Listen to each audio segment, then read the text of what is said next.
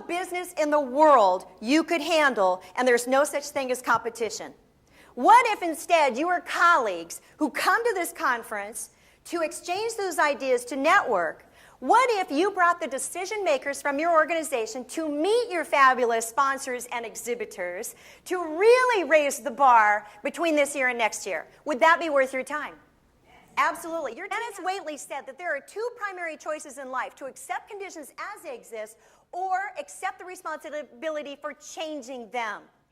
I believe that every year that your organization gathers, you are here to create positive change. Yes or yes? Yes. Absolutely. Now, would you agree there's some things in the system that need to be changed? Yes.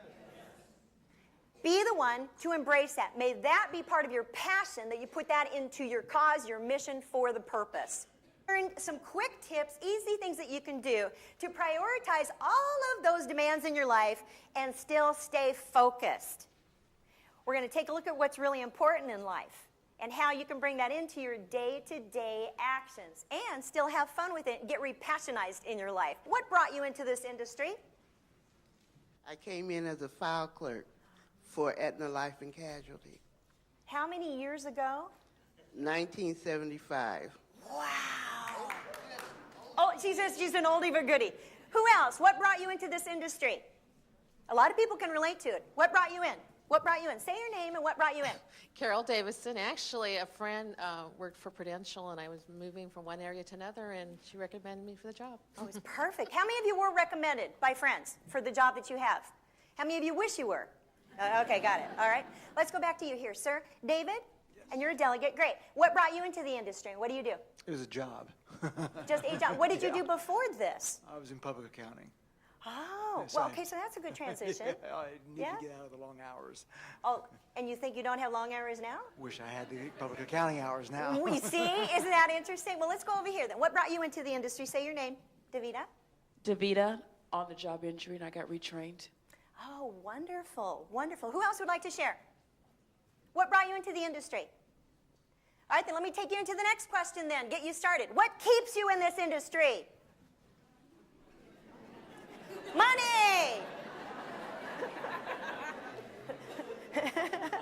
Good answer. What else keeps you in this industry? Let's hear from you. I like my job. You like your job? What's your name? Mike Meddy. And you like your job? Tell me specifically what you like about your job. I like working with the people that I work with. And who do you work with? Molina Healthcare. So these guys. Here's your next question then. What are you most proud of? If you would write down 3 things, what are you most proud of that you do in your field, in your job, in your position? What are you most proud of? 3 things. Thank you. I like what I'm doing. The most thing I'm most proud of is the fact of I always try to do the best of what I can. Every single day. Every single day. Always try to solve whatever problems come up, or if I don't have the answer, find out who does. There you go. And who do you work with? Actually, this is my boss, Josie, right here. Ooh, there you go, Josie. All right. What are you most proud of? This would be a good time to say, David, you're fired. Probably most proud of just loyalty to the company I work for now. Yeah. Enjoy what I do. Right. Been in the industry a long time, 14 years. So. 14 years. Wow. This is great. Thank you. Thank you. Who else? What are you most proud of? Your staff. How many of you are proud of your staff? How many of you, when you go home at night, you are thrilled, you feel personally fulfilled that you know you've done something well, you've done something right, you've helped handle things? What about, are you proud of the improvements that you make, either in your office or in the industry, in the paperwork, in how you handle things? How many of you are proud of that? What else are you proud of? And here's why I ask, is because you need to know what you're proud of so that you can continue to nurture that, because that nurtures your spirit and keeps you involved in your field. It keeps you coming back day after day, regardless of policies, regulations, bureaucracies, red tape, whatever that stuff is. That's the passion. So that what you have pride in also affects having a positive attitude. And you know everyone's going, right? What can you turn to when you're having a bad hair day? Or as men tell me, hey, I've got a no hair day. What can you do? There are 4 things, according to Dr. Roger Malott, who is a stress management expert, PhD. Number 1 are pets. How many of us have pets? Yes. Ooh. How many pets do you have? You were so excited. How many? Oh, okay. Anyone need to find a new home? I think she'd be accepting. Yeah, there you go. So pets. Pets love us unconditionally. You know, we can come home late from work, and they're not standing at the door. Excuse me? Where have you been? You are 20 minutes late. No, it's like, oh, you're home. They love us. They love us. Yeah. How many of you have dogs? You have dogs? How many of us have cats? You have cats. It's like, I love my cat. I have a little orange tabby named Tigger, you know, just like out of Winnie the Pooh, and yes, he bounces around and everything. And he's so cute because I'll come home, it's like, oh, good, you're home. And he's like brushing, oh, good to see you. And yeah, when you get around to it, can you feed me, you know, kind of thing. He's so cute with that. I can step out of the shower, and he's not standing there saying, excuse me, you putting a little weight on there, ain't you, babe? And what about when we have emotion? Unlike some people in our lives, pets run to us. Oh, you need a hug. They just know that about us. So pets, unconditional support system. Number 2, according to Dr. Malott, is a belief system. Whatever it is for you, have one. A belief system. Number 3, a sense of faith, by the way, gets people through a lot of things in life. Number 3 are special people. How many of us have special people that maybe we haven't seen them in quite some time, 10, 20 years, or maybe even last year's conference, and you show up and you can pick up the conversation right where you left off? How many of us have those special people? Yeah, do they know they're your special people? Are they here with you? Make sure to tell them. If they're here with you, turn and say, you're my special people. You're my special people. How many of you are grandparents? There is a special bond between a grandchild and a grandparent. Boy, it's absolutely amazing. Finally, bringing this out with number 4 are called passion hobbies. Passion hobbies. Now, let me explain this concept. A passion hobby is something that you do outside of work to help you keep your sanity for doing your work. Some people call it a creative outlet. Some people call it shopping. Some people call it golf. What do you do to help you keep your sanity? If you would write down a couple of things in your handout, what are your passion hobbies? Because as we take a look at prioritizing, and one of the tips that I'll share with you is that item. Are those things showing up in your life? If you want to keep your passion ignited and stay on purpose, prioritize, and have fun and play in your life, you've got to have some passion hobbies. So holler out, who has a passion hobby? Who has a passion hobby that you can share? It's a G audience. Yes, go ahead. Dancing. How many of us love dancing? Did you like the music before?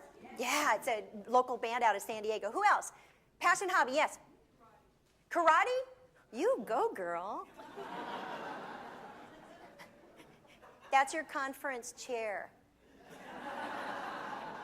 I see why the board works so well together and all the committee chairs. You go. Who else? What do you do for fun? Yes? Horseback riding. Great. What else do you do? Because if you don't have something down, write one of these ideas that you're hearing down. Great. What else? Yes. Reading. Great. What do you read? Okay.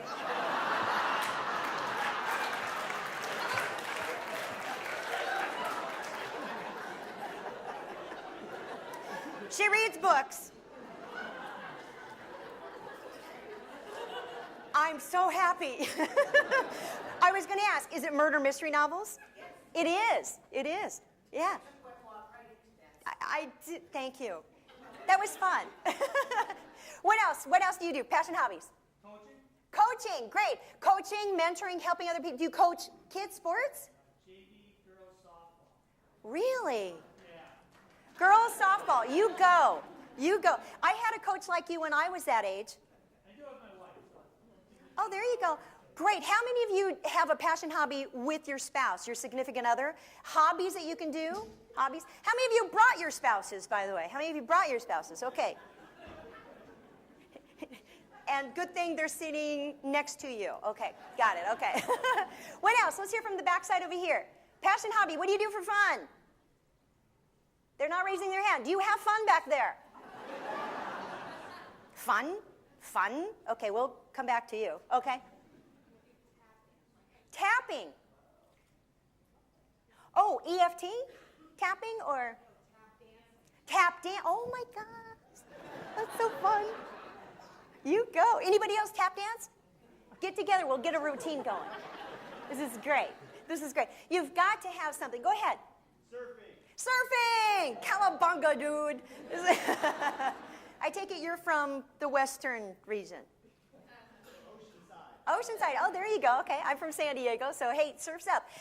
We've got to have all four of these in our life to help us through those most challenging times. Would you agree with that? They help us keep our sanity and help us prioritize, offering us a perspective that is doable and enriching a positive attitude, okay? All right, here's a key question then. Over on the right-hand side of your handout, what motivates you? I have to be real careful. I was speaking for LA Unified School District, 120 programs for them on customer service and attitude building. It was so much fun, and I said, well, what motivates you? And this woman hollers out, sex. Yeah. It wasn't on the list, so she wrote it in. If you would, go down this list and check any and all of these things which motivate you. And if it's not on this list, please add it in. There's blank lines there for you. What motivates you? There is intrinsic and extrinsic motivation. Intrinsic motivation comes from within, which compels us to do the things that we do. Extrinsic motivation might be money. There are 7 things which do motivate people today, according to David McClellan, Harvard psychologist. And money is on the list at number 7. Interesting. The number 1 thing that motivates people today, if you'd like to know, especially for the workplace, number 1 are verbal thank yous. Atta girl, atta boy, job well done. This is where we elbow our coworker who's here with us and let them know that they're doing a great job. They may not know, because one of the key questions that employees consistently ask is, where are we going and how am I doing? 2 key things. I do programs specifically on creating a positive work environment, and we go there and we go into depth regarding it and what really drives the organization. People come to organizations such as yours because they love what they're doing. They have skills for it. They believe in the cause. They believe in the mission. They have the skills to do it. They leave jobs because of ineffective managers, specifically that they do not give them praise and or feedback. So number 1 motivator is praise, verbal appreciation. Number 2 on that list, by the way, is appreciation in writing. How many of your organizations have newsletters, bulletins, memos that go out, which are praise type? People look for, and this is interesting, that Roger Parker, who wrote the desktop publishing design book for dummies, said that what people are looking for first in any newsletter is their name in bold print. All right, I know you do too. I know.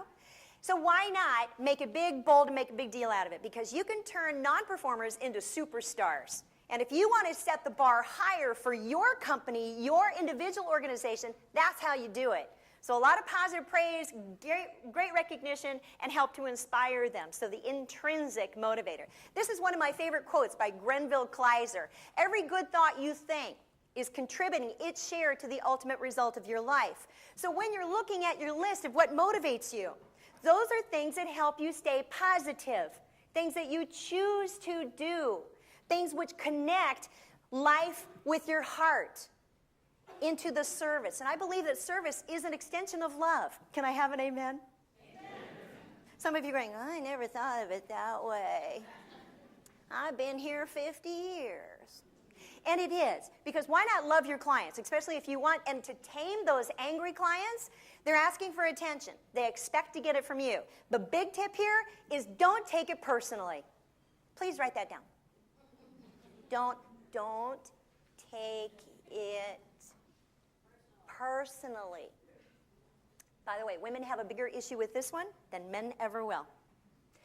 Men shake things off. They go for a brewski, you know, they just kind of talk it out, poof, handled. Women, we have this gift called memory. Key question to ask yourself to help you stay focused and prioritize moment by moment in your life. It is not in your handout. Please write this someplace important for yourself. The question is, as you complete a project, a task, or even just a moment or a phone call, turn to this question and ask it to yourself either out loud. You might even want to put this on a postcard, an index card. Maybe it's your screensaver, because you know when you leave the screen and it comes back, poof, this would be there. What is the next most important thing to do? What is the next most important thing to do? Pause for a second. Recenter and look at what's going on. Granted, some of the things that you do, you're handling crises. You're firefighters. I mean, if we were to give you job titles, it would be everything from babysitter, mediator, lawyer, police officer, law enforcement, right, Jack? How much sleep do you think that men need? Holler out a number. How many hours a night? Guess what? For everybody, it's different. According to the research and the sleepologists, the sleep experts, men need a full 8. You know it. You're grumpy if you don't get it. And we have to deal with you. Women, how many hours of sleep do you need?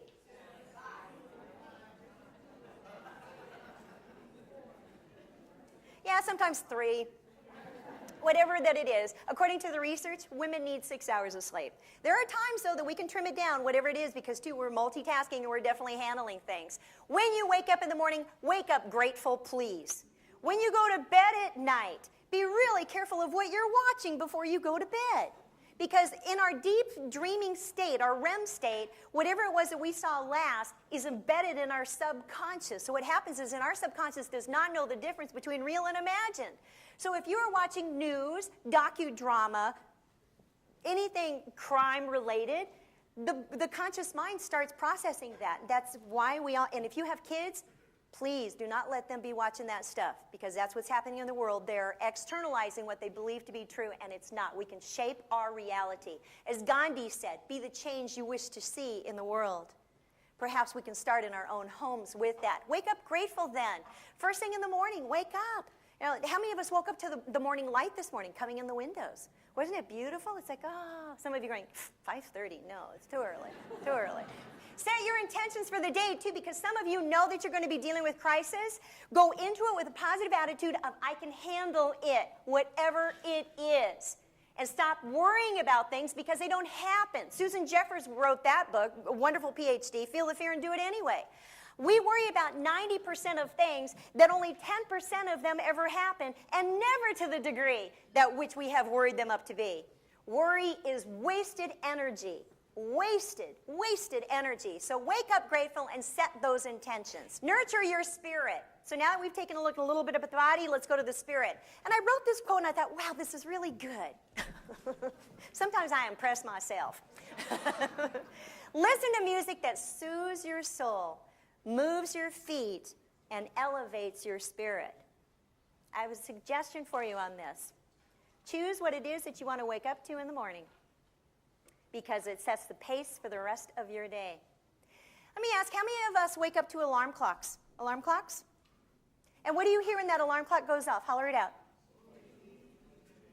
Beep, beep, beep. That's just not motivating. I'm sorry. How many of you wake up to music? And what do you hear? What kind of music? Classical. That's the best kind. Largo, anything from the Baroque era? Absolutely. What else? Ocean. Some people, you know, in LA, a lot of people wake up to traffic reports. All right, some of you aren't laughing. That would be you. Get a life. You can listen to traffic reports after you wake up to something that's really going to get you moving. So, for instance, how many of us remember the Carole King Tapestry album? Do you remember that one? How many of us remember albums? Remember albums? How about 8 tracks? Jack, do you remember Reel to Reel? Yeah. They're in museums today, by the way. Because I like to wake up to the song by Carole King, Tapestry album. It's called You're So Beautiful. And because I teach a lot of overcoming negativity and helping people boost their morale and working in workplaces today and shifting culture, that I choose to wake up to this. And feel free to sing along if you know the words. It goes something like this. You've got to get up every morning with a smile on your face and show the world all the love in your heart. People gonna treat you better. You're gonna find, yes you will, you're as beautiful as you feel. And if there you and if that doesn't get a person moving in the morning. Now, have fun with your kids. How many of you have teenagers? Teenagers? Put this CD on high volume so when the alarm goes off. Michael and the Mechanics, get up and take control of your life. You can have some fun with it because how you wake up in the morning sets the pace for the rest of your day. Get outside, be with nature. My Aunt Wardine Weiser was a National Geographic photographer who did all the zoological. She saved the California condors from extinction through her photography. If you come to the San Diego Wild Animal Park, they're creating a new ride. It's called the Condor Zip, where you can actually go down a zip line. It's absolutely amazing. She was also the photographer in Sunset and Arizona highways that brought Borrego and all of our desert to life and to stream of America so people would come to see it. That was my aunt. And she said, if you want to get closer to God, get out in nature. There is nothing faster to center us and give us balance and put things instantly into perspective than connecting with nature. There's this thing called traveling negativity. So you wanted tips on how to stay positive? Here's one for you. Compartmentalize. When you leave work, write this down. This is good. This is good. I can feel it, okay? When you leave work, comma, leave it. Write that down. Somebody say, oh, I know that. Yeah, write it down. Because you're going to go back from the conference, you're going to look at this handout again. Oh, God, that's so right. Now get this. When you leave home, leave it. Don't bring that stuff into the office. You got enough to deal with. Compartmentalize. Separate the two so that they do not cross over. Earl Nightingale said that attitude is a reflection of a person, and our world mirrors our attitude. Have you noticed that everyone has an attitude? Sometimes it's good, sometimes it's not so good, right? How many of us really have difficult people in our lives? Yeah. Let me ask, can you change them, yes or no? No, but it sure makes for a great first marriage. All my exes live in Texas. There are 5 common types of attitudes. And you can holler them out, I know, because the first one that we think about is the optimist. You have people who are optimistic in your life? These people who are optimists remind me of the supernovas in the universe. They have this incredible energy.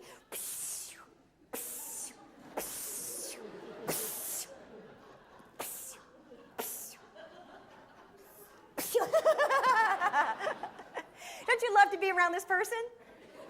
Some of you are thinking, no. Yeah, I married her. Some of you are thinking, man, after my coffee, I'll be okay. See, the optimist in life has this mantra of let's make things happen. They have a tendency to expect great things to happen, therefore they do. So when I said wake up with positive intentions for the day, it's your day. And if you're having a bad hair day, shift it to a bad hair moment. Control, Alt, Delete. Escape. Sometimes you have to reboot. It's a system shut down. After you get off the phone with that angry claimant, fine. Shake it off, let it go. Reboot your attitude. It's yours. Do with it as you will. Now, then we also have the pragmatist. The pragmatist is the realist in life.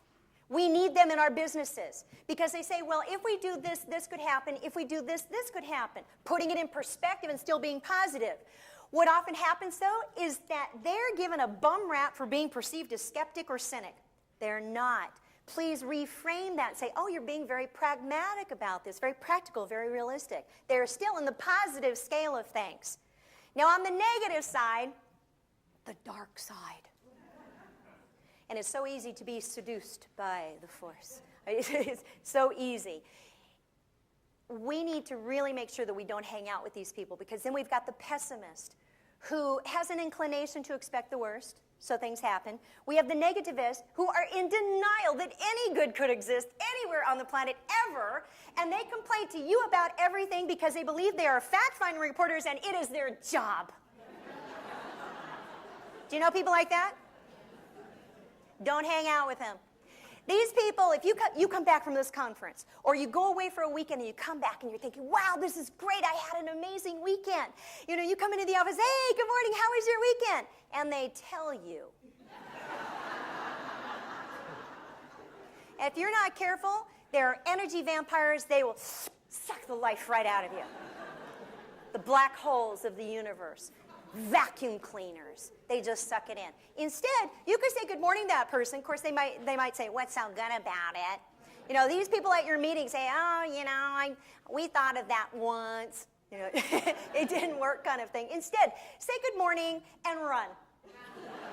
Just get out of there. Do not hang out with them. Do not take a break with them, because they're looking for groupies. You do not want to join that group. And the complaining clique and all of that. And the fifth one are the apathetic, which is not to be confused with pathetic, by the way. So how many of you are around really small kids, like 4 or 5 years old? Give me a number. You're into numbers. How much would you guess an average 4 or 5-year-old laughs in the course of one day, 24 hours? What would you guess? Oh, we got 150, opening bid. Opening bid, 150, 150. Yeah, it's higher, it's higher. Oh, we got 1,000. Ooh, just like Eric Wall's painting. I tell you, that is still going cheap.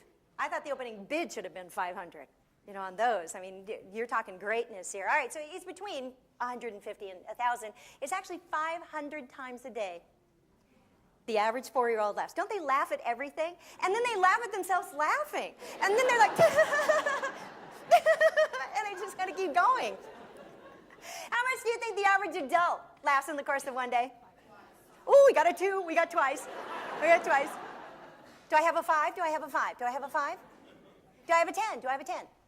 Oh, we got a 12. We got a 12 back there. The average adult laughs 12 to 15 times a day. And what's sad, it's not even a real laugh. It's a good one. Yet when we laugh, and this has been medically proven about how when we laugh, it's cardiovascular massage for our heart. You can get over any cold or flu just by watching, you know, Three Stooges movies or whatever, Dumber, or whatever, Mel Brooks, you know, laughing a lot, laughing out loud, and it doesn't have to be about anything that's really funny. Just laugh to entertain yourself. Laugh at yourself. Laugh at your spouse. Laugh at your spouse laughing at you. You know, whatever that it is. Because when we laugh, 15 minutes of jelly belly laughing gives us the same stress-reducing effects in our body as 6 to 8 hours of meditation, visualization, guided imagery, or sleep. Halfway from the parking garage into the hotel, and you know that's a little bit of a trek, I realized I had forgotten something in the car. I turned back around, walked back to the car. Leanne had just pulled into the parking structure and was exiting her car. So I thought, what the heck, being shy like I am, I asked her, I said, oh, are you going to the CLAIM conference? Yes, I am. And she says, it's my first time here. Stand up if this is your first time. If this is your first time, if you would please stand up. Stand up and receive our applause. We welcome you.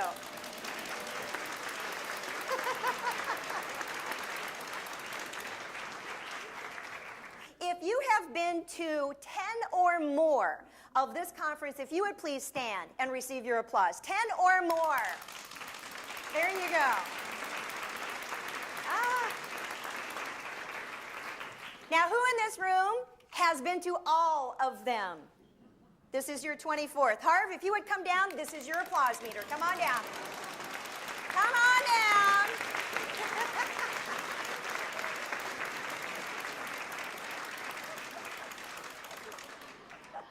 This is so fitting for you. It's for you. You're very welcome. Great round of applause.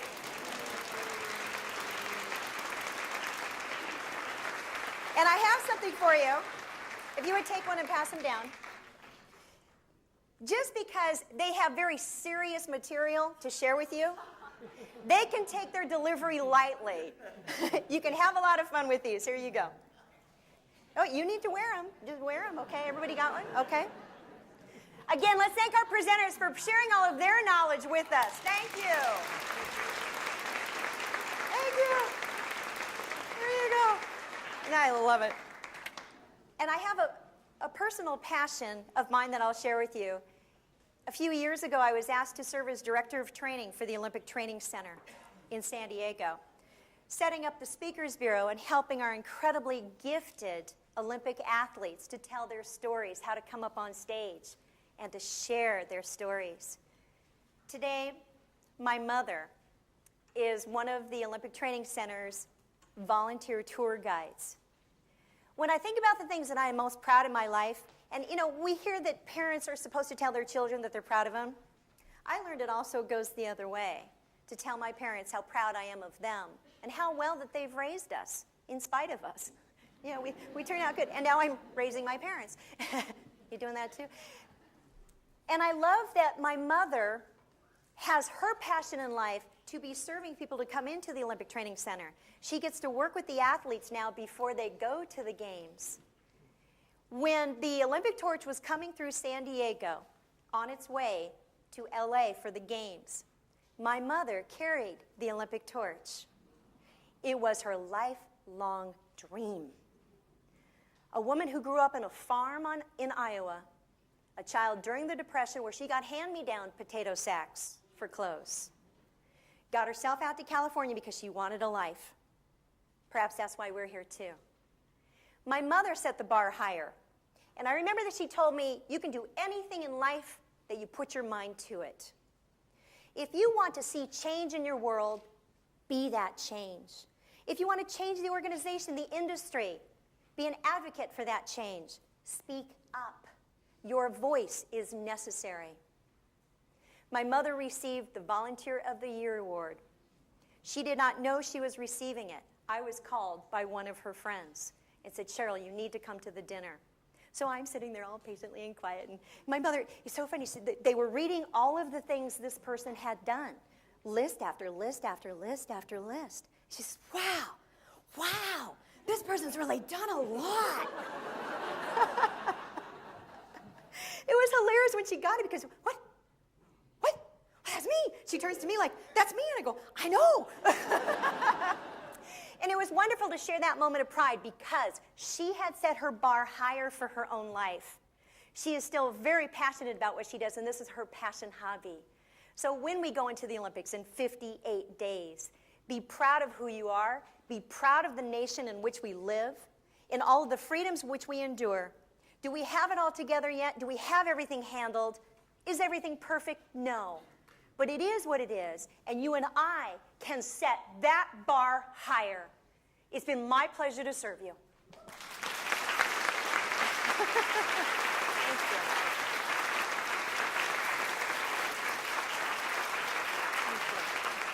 Thank you.